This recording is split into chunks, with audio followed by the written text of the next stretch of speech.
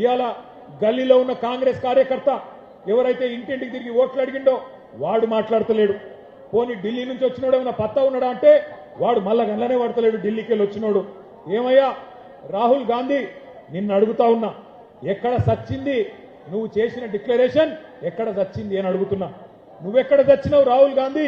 నువ్వు నిలబెట్టిన ముఖ్యమంత్రి, నువ్వు ఇక్కడ మాకు అప్పజెప్పిపోయిన ముఖ్యమంత్రి ఏ గాడిని పనులు దోముతున్నాడో అని అడుగుతున్నా నేను. ఎక్కడున్నాడు? రైతులు కల్లాల కాడ అవస్థల్లో ఉంటే ఇలా మక్కలు నిన్న తిరిగిన నేను జనగామలో యశ్వంతాపూర్ పోయినా, పర్కాల్లో ఊకలు పోయినా, నర్సంపేట మార్కెట్ యార్డుకు పోయినా రైతులు కళ్ళకెళ్ళి రక్తం గారే పరిస్థితున్నది. అందుకే అంటున్నా నేను బాధతోని, ఎక్కడ చచ్చిండు రాహుల్ గాంధీ?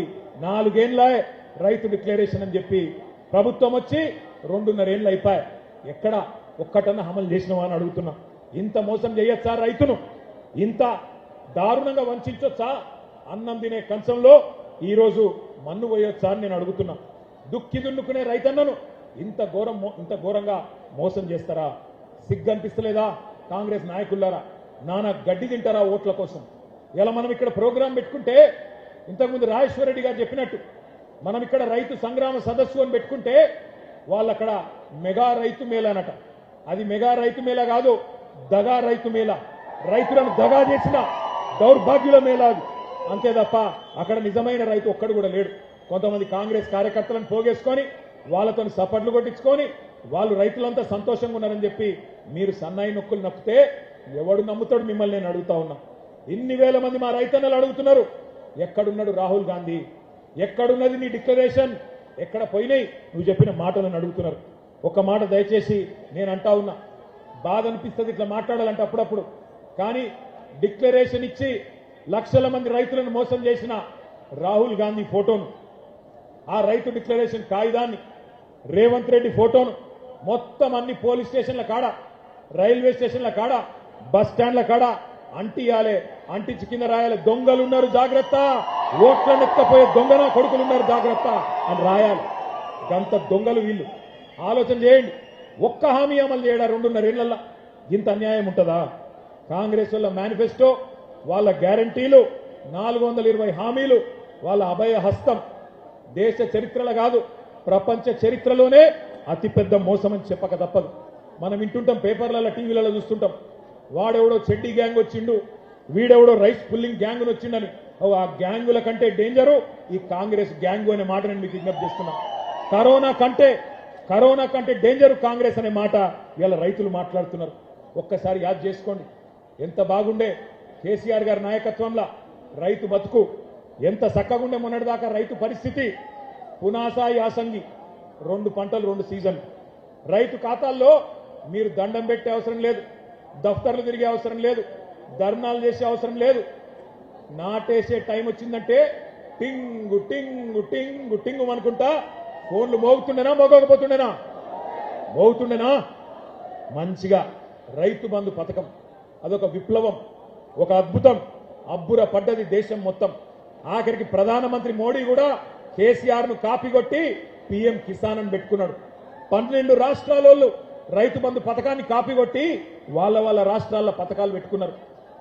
ఐక్యరాజ్య సమితి, యునైటెడ్ నేషన్స్ వాళ్ళు కూడా రైతు బంధు పథకాన్ని మెచ్చుకొని ప్రపంచంలో ఎక్కడ లేదు అని కేసీఆర్ గారికి కితాబ్ ఇచ్చిన అద్భుతమైన పథకం కేసీఆర్ మానస పుత్రిక రైతు బంధు.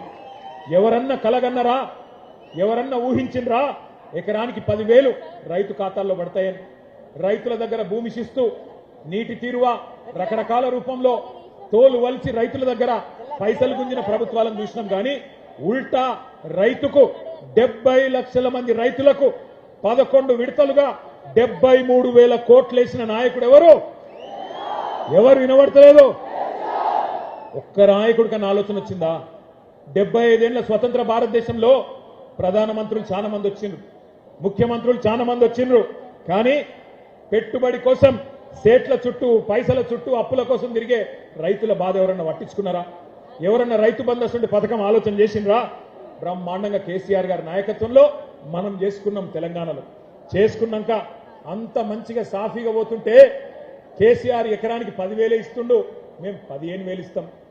నవంబర్లో తీసుకుంటే 5,000, డిసెంబర్లో తీసుకుంటే 7,500 అని సన్నాయి నొక్కులు నొక్కి ఊరుకున్రి 2 లక్షలు తెచ్చుకోన్రి నేను వస్తూనే ఉన్నా డిసెంబర్ 9 నాడు సంతకం పెట్టనే పెడతా ఉరుకురు అని చెప్పి ఉరికిచ్చి ఆ రోజుల్లో మోసం చేసిన కాంగ్రెస్ నాయకుల వైఖరి ఒక్కసారి గుర్తు తెచ్చుకోండి. రేవంత్ రెడ్డి ఉన్నాడు, ఏం మాట్లాడిండు ఆ రోజు? 2 పంటలకే ఇస్తారా రైతు బంధు, 3వ పంటకి ఇయ్యడా కేసీఆర్ అని మాట్లాడిండు ఆ రోజు. ఎకసెక్కాలు ఎటకారాలు మాట్లాడిండు, కారాటం ఆడిండు. ఇవాళ ఒక్క పంట కన్నా చక్కగా పడుతుందా రైతు బంధు? పడుతుందా?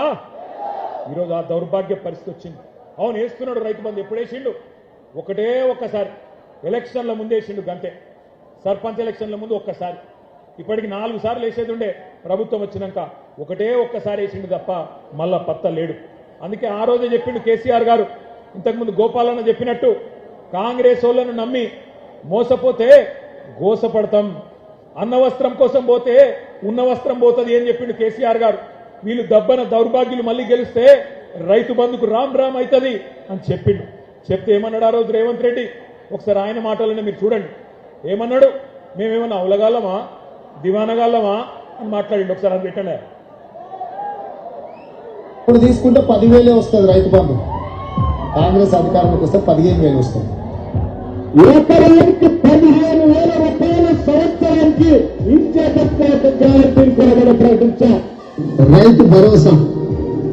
ఇందులో రైతులకు, కౌలు రైతులకు సంవత్సరానికి ఎకరాకు 15,000 రూపాయలు ఇచ్చే విధంగా, అదేవిధంగా నిరుపేదలైన కూలీలకు సంవత్సరానికి 10 రూపాయలు ఇచ్చే విధంగా రైతు భరోసా కార్యక్రమాన్ని 2వ గ్యారంటీ కింద ప్రకటించడం జరిగింది.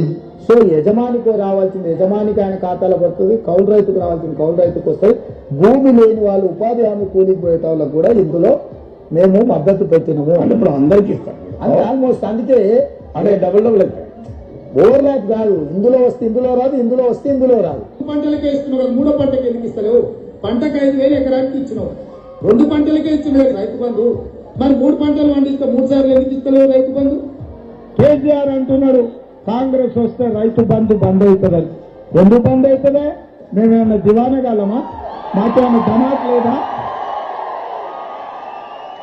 అడుగుదాం ఒకసారి మరి. అప్పుడు ఏమన్నాడు?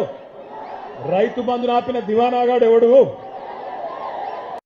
రైతు బంధు నాపిన దివానాగాడు ఎవడు? మరి ఇప్పుడు అన్నాడు కదా ఆయన, దివానాగాళ్ళమా మేము బంద్ చేస్తామా అన్నాడు. నేను అడుగుతున్నా ఇయ్యాల, అరే హౌలా, అరే దివానా, ఎందుకు బంధు పెట్టినవరా రైతు బంధు? నీ అయ్య సొమ్మ, నీ అబ్బాయి సొత్తా? మీరు సమాధానం చెప్పాలి. ఇవాళ 3 సార్లు రైతు బంధు పెట్టిన దివానాగాడు ఎవడు? నేను ఎవడతలేదు తమ్మి. రైతు బీమాను బొందబెట్టిన హౌలాగాడు ఎవడు? 2 లక్షల రుణమాఫీ చేయని దివానాగాడు ఎవడు?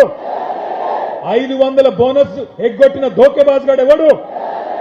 పంటలు కొనుగోలు చేయని బట్టెబాజ్గాడు ఎవడు? పక్కానా కేసులు పెడతాడా? కేసులు కాకపోతే వాన అయ్యా ఏం పెట్టుకుంటాడో పెట్టుకోమని దేఖలేంगे.